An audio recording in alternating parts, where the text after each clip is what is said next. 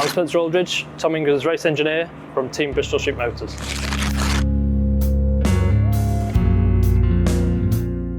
Basically through a local garage that we're running a race team kind of at nights and weekends. It was actually the start of Speedways Motorsport, Christian Dick. So there's just me and him working in the garage at nights and weekends. Started off with Mazda MX-5s. This was when I was still at school. So while I was doing my A-levels, I'd go every night after school and work with him every weekend. And then went to go to university to study motorsport engineering. Kind of wasn't getting enough hands-on kind of experience and work, so I ended up finishing that early and carried on working with Christian on a full-time basis. We started Speedways Motorsport, worked with him for years after. We graduated through, started with Mazda MX-5s and on to Ginetta G20s, Ginetta G50s, kind of as their chief mechanic, I guess, and the one mechanic looking after mainly Christian's car.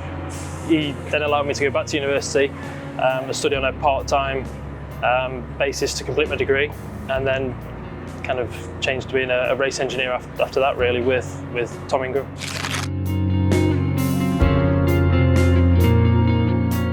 So I was his race mechanic for a couple of years while he was starting out, so 2014 and 15, I think. And then I kind of moved into the more engineering role once I finished the degree and got a lot more experience under my belt. So I've been with him ever since.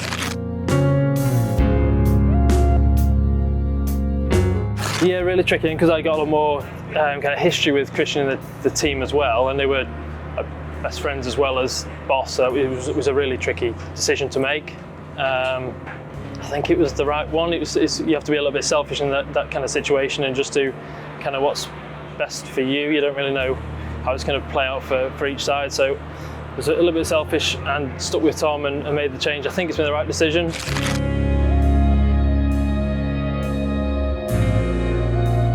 I think so. I mean, we speak to each other and message like every couple of hours of every day, pretty much. So we're really good mates as well as the professional side of things. So that helps. And we're not always talking about cars. You know, we do a lot of trying to do some property work and all kinds of things in the background. So that kind of helps. We get on really well.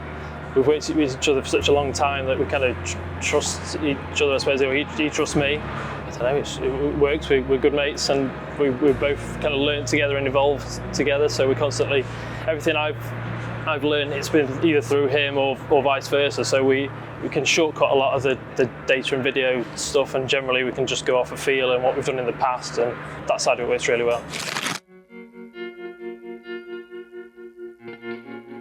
It was surreal, really. It was like an out-of-body experience. It was really, it's really weird. We worked at it for so long. Yeah, it's really tricky to put into words, but it was an awesome feeling, and more of a relief that we'd done it for him, because he was good enough to win the championship every year. So relief that we've done it for him, if you like.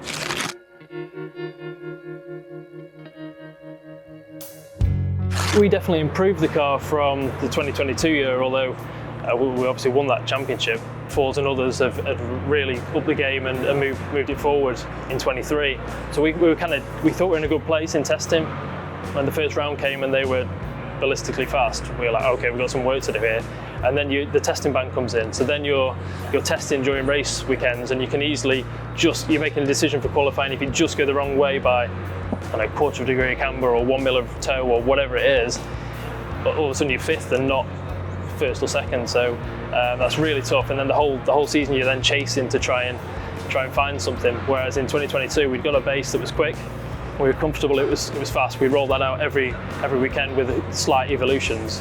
It's a much nicer place to be. Tom knows what he's got underneath him every session, and that's kind of what we've got a little bit more this year. We've got a good base that's quick. We've been quick everywhere we've been, so we're not chasing the same as we were last year.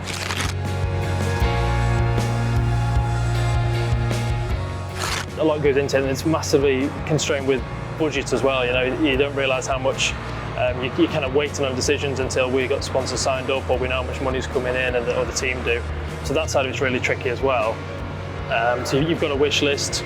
We put costs or estimated costs to all that work and a time scale, and then we're waiting to make sure the money's come in to start that work, and that we can still get it done in the time.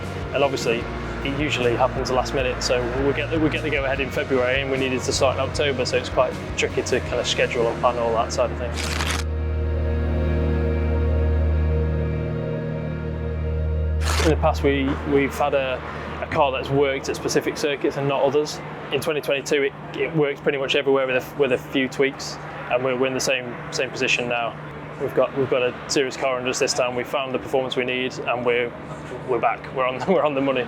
It's a really nice place to be. When you do the first 4 or 5 rounds and you're quick at all of them, you know we're in for a good season. And the second half is way more important than the first. So we're looking good, I think.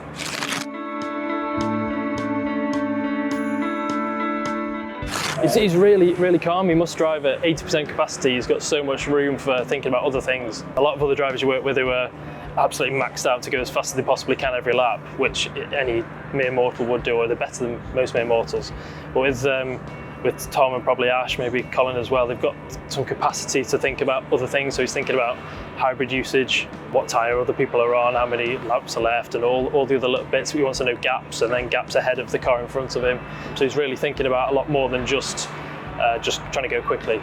It takes a lot for our side to have all the answers as well. We've got to have someone watching the hybrid usage of others. We've got to have someone filling the lap times, someone just watching the race, someone watching for track limits and other kind of warnings that are being passed on. So it's pretty intense for him in particular to keep him happy and give him all the information he needs when he needs it. Then it adds still another chunk to the workload as well. With a qualifying format, that takes, I mean, I'm sure everyone enjoys watching it from the TV, but from inside the team, it's a big job now. So it lasts an hour pretty much, and there's the jeopardy of being out. You only generally get 1 or 2 laps on the tyres. So if something goes wrong, or you have a bad batch of tyres, or whatever it is, that something isn't quite right on that one run, you're out of that session. And then you're watching. You can only be 6th or 12th or wherever it is that you drop out. So the qualifying in particular has been a big change. I hope people are enjoying it at home, because we're not, from a team's point of view. It's a load more work, it's a load more stress. But yeah, and then with the option tyres coming back, that's a great one for mixing the grid up. You know, it's a really interesting addition.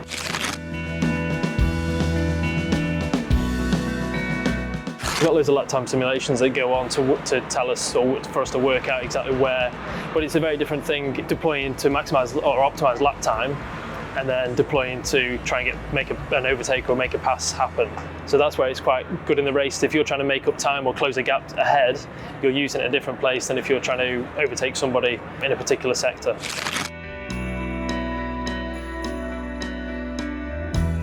If we're that close, then maybe the person who's in 3rd or 4th going into Brands, as long as you're within 10-15 points, maybe they're actually a little bit better off, because they get more hybrid deployment in qualifying, and then if you qualify well at Brands GP, generally you stay there. So that's one aspect of it. Ideally, we want to win every race and have a 20 or 30 points buffer like Ash did last year, and then you can take it easy at the last round. But the 2 BMWs in particular, Colin and Jake, really stepped up this year. Both with the regulation change and how they've got the car working, so they're really putting it to us this year. So there's obviously us, Ash, Jake and Colin that are really in the mix, I think, for the title.